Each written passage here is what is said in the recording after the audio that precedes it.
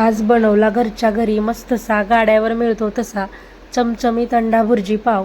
त्यासाठी काय केलं बघा, पहिल्यांदा 4 अंडी घेतलेत आणि त्यासोबतच 2 मोठ्या आकाराचे कांदे अगदी बारीक बारीक कट करून घेतले।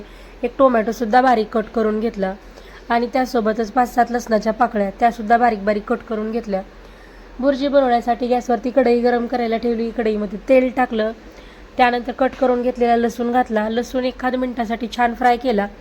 त्यानंतर कट केलेला कांदा आणि टोमॅटो घातलं। कांदा आणि टोमॅटो व्यवस्थित असा हलकासा सोनेरी रंग येईपर्यंत फ्राय करून घेतला।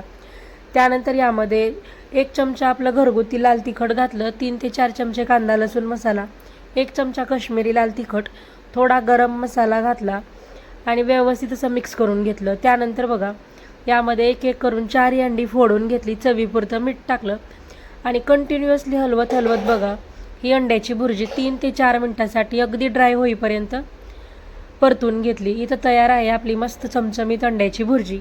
आता वरतून मी कट केलेली भरपूर अशी कोथिंबीर घातली आणि त्यानंतर बघा, आपण पावभाजी बनवताना जसे पाव भाजून घेतो सेम त्याच पद्धतीने पाव भाजून घेतलेले आहेत।